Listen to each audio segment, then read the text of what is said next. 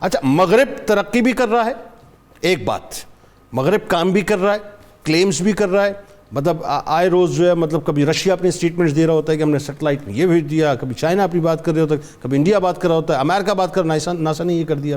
یہ ساری باتیں اپنی جگہ. ایک کلیم انہوں نے کیا تھا، وہ کلیم کیا تھا کہ چاند پہ پہلا قدم نیل آرمسٹرانگ نے رکھ دیا، ایک امریکن نے رکھ دیا، امریکن جھنڈا جو ہے وہاں پہ گاڑ دیا ہے. اس کی حقیقت ہے کوئی؟ مجھے تو بڑا اس میں کچھ ایسا معلوم ہوتا ہے کہ لوگوں کے ذہنوں کو باقاعدہ بنایا گیا ہے اپنی سپریمیسی جو ہے اس کو بتانے کے لیے. اس میں کوئی شک نہیں ہے، کوئی دو رائے نہیں ہے. بیکاز آپ یہ دیکھیں کہ آج بھی آپ اٹھا کے دیکھیں تو یہ قصہ جو ہے یہ کنٹروورسی کا شکار رہا. ورلڈ وار 2 میں جب جرمنی کو شکست ہوئی الائڈ فورسز کے ہاتھوں، تو آپ کو پتہ آدھی ٹیکنالوجی رشیا اکھاڑ کے لے گیا اپنے ملک میں اور آدھی امریکہ لے گیا. درست. اور اس وقت جو جرمنی تھا وہ دنیا کا واحد ملک تھا جس نے V2 راکٹ بنایا. درست. اور اسی V2 راکٹ کو کسی نے سپوٹنک کے نام سے اور کسی نے اپولو کے نام سے کر کے تو اپنی اپنی سپرمیسی. اس نے کہا جی میں نے 1957 میں سپوٹنک چھوڑ دیا، میں پہلا ملک ہوں رشیا. امریکہ نے 60s کے لیٹ 60s میں کہا جی ہم نے اپولو. حالانکہ اس وقت ٹیکنالوجی اتنی ڈیولپمنٹ فیز پہ نہیں تھی. بالکل ٹھیک. تو آج بھی آپ دیکھیں کہ آپ نے کمپیوٹر اسپیشل گرافکس کا نام سنا ہوگا. ٹھیک. آپ ایسی ایسی چیزیں دنیا میں رہ کے دکھا سکتے ہیں کہ جیسے آپ آج بھی ہمیں مجھے کیٹیگوریکل بتائیے آپ کا کیا اس پہ ورڈکٹ ہے؟ آیا کہ یہ جنون بات ہے؟ کیونکہ میں ایک بات اور سوچتا ہوں، وہ چھوٹا سا کام کرتے ہیں اس کو اتنا بڑا بنا کے بتاتے ہیں کہ اسی بندے کو جو بعد میں آسکر دیا جاتا ہے. تو سوال یہ ہے کہ ہم نے تو آج تک نہیں سنا یہ جو چاند پہ پہلا قدم رکھنے والا شخص، یعنی اس سے بڑا کارنامہ ہو ہی نہیں سکتا نا دنیا میں، ٹیکنالوجی کی دنیا میں. اس کو تو کسی ایوارڈ، ایک چھوٹے سے لوکل سے ایوارڈ سے نہیں نوازا انہوں نے. میں سمجھتا ہوں پوری ٹیم کو ایوارڈ دینا چاہیے تھا، کسی کو نہیں دیا گیا. تو آپ کے خیال میں کیا یہ جینون واقعہ تھا؟ یہ بالکل جینون واقعہ نہیں ہے. اس کو ڈیفینیٹلی کسی ایریزونا کے ڈیزرٹ میں جہاں پہ آپ کو پتا آئرن رچ سوئل ہے جو ریڈش نظر آتی ہے، اور بہت ساری آپ کو سوئل کیمسٹری کی باتوں کا پتہ ہوگا کہ کیسے کلر دے کے اسپیشل گرافک آپ کچھ بھی شو کر سکتے ہیں. ٹھیک. رات کے ٹائم اسپیشل گرافک جھنڈا گاڑ کے اور دو بندے اچھل کے بتا رہے ہیں کہ چاند کی جو گریوٹی ہے وہ زمین سے چونکہ 80 گنا کم ہے تو لہذا وہاں پہ بندے کو ایسے جمپ مار کے چلنا پڑتا ہے. تو یہ بالکل اس میں کنٹروورسیز ہیں. اچھا ایک بات بتائیے ڈاکٹر صاحب، اب ایک منظرنامہ تو وہ ہے جو اس وقت ہم دیکھ رہے ہیں، سورج جو ہے وہ اپنی آب و تاب کے ساتھ موجود ہے، چاند جو ہے اپنی روشنائیوں کے ساتھ موجود ہے، ستارے ٹمٹما رہے ہیں، پھر یہ ظاہر اس کائنات کی اپنی ایکسپینشنز ہو رہی ہیں. ایک وقت ایسا ہے جو قیامت کا منظرنامہ ہے، اور ظاہر اس منظرنامے میں جب اللہ تبارک و تعالیٰ سورہ تکویر میں واضح طور پہ فرماتا ہے کہ جب سورج لپیٹ کر بے نور کر دیا جائے گا، اور فرماتا ہے کہ جب ستارے اپنی کہکشاؤں سے گر پڑیں گے. ٹھیک.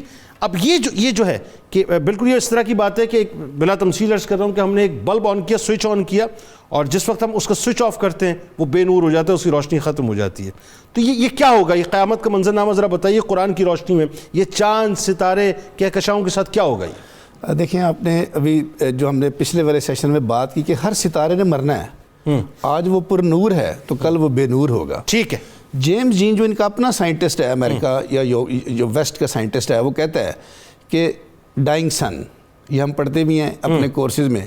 اب ڈائنگ سن کا کانسیپٹ یہی ہے کہ آپ نے جو کہا نا کہ قیامت کے منظر کو اس سے ریلیٹ کرے، تو ہمارے قیامت کا منظر کیا ہے؟ وہ یہی ہے نا کہ سورج سوا نیزے پہ آ گیا. اب یہ 4-5 پوائنٹ ہے، میں انہیں کو ایکسپلین کر دوں گا 3-4 منٹ میں.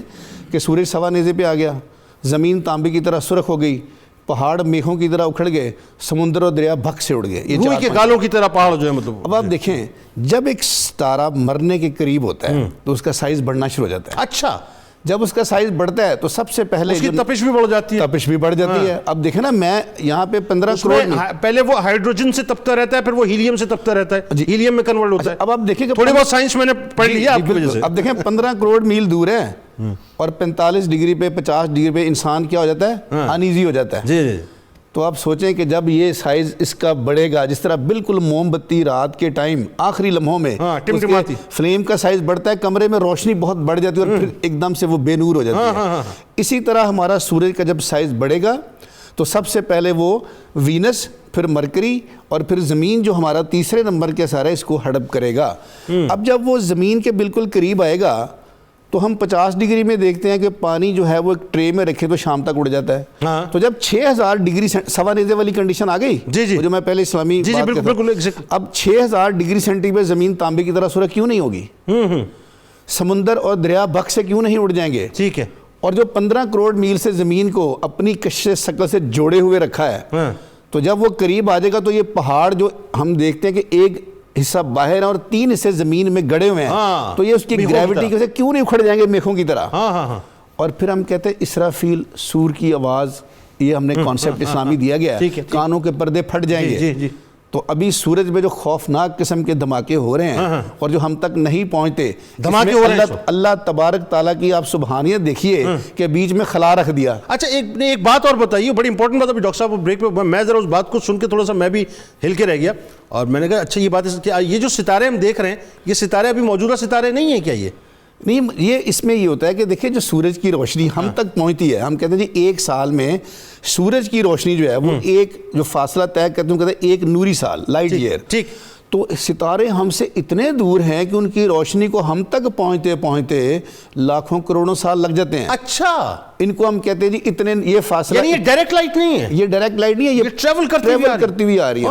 اور ہم کہتے ہیں اتنے نوری سال پہ یہ ہے. ٹھیک ہے. اب جب میں کہوں جی 10 نوری سال, اس کا مطلب ہے کہ اس ستارے کی روشنی کو 10 سال لگے ہم تک پہنچنے میں. 10 نوری سال کا مطلب 10 سال لگے. ایگزیکٹلی. اچھا. اور جو میں کہ 100 نوری سال, تو اس کو 1 صدی لگ گئی. 1 صدی لگ گئی. 1 صدی پہلے جو اس نے روشنی اپنی خارج کی وہ ہم تک 100 سال کے بعد. اب یہ جو ستارہ ہم دیکھ رہے ہیں, کیا یہ وہی ستارہ ہے جو وہ اسی کی لائٹ ہے جیسا؟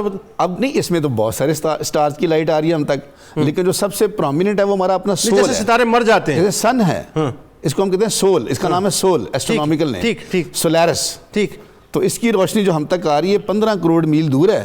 آپ اس کو ڈیوائیڈ کر دیں تو آپ کو پتہ ہے اتنے نوری سال کے فاصلے پہ. اچھا, اب آخر میں ڈاکٹر صاحب یہ بتائیے کہ تو وہ میں اپنی بات کو کنٹینیو کروں گا. اسرافیل کے سور کی آواز میں بتا رہا تھا, جو قیامت کا کانسیپٹ ہے کہ کانوں کے پردے پھٹ جانا. ٹھیک ہے. تو سورج میں جو خوفناک دھماکے ہیں وہ خلا کی وجہ سے ہم تک نہیں پہنچ رہے. ٹھیک. تو جب سورج سوا نیزے پہ آ گیا تو خلا کا کانسیپٹ ختم ہو گیا. ٹھیک ہے. اب رہ گئی فضا تھوڑی سی بیچ میں. ٹھیک ہے. تو اب وہ جو خوفناک دھماکے ہیں, آپ اس کو یہ کسی یہودی کو سمجھانے کے لیے, میں نے ایک کافر سائنٹسٹ کو سمجھانے کے لیے دیا تھا, اس نے کہا تھا کہ واللہ اتنی خدا کی شان کہ جو 1400 سال پہلے باتیں کی آج ہم ان کو ثابت کر کے بڑا فخر محسوس کر رہے ہیں. تو میں نے کہا اس میں پھر بتاؤ مجھے کہ اب بھی تم اللہ تعالیٰ کی وحدانیت اور اس کی حقانیت کو پہ تم اپنا سر تسلیم خم نہیں کرتے تو کب کرو گے؟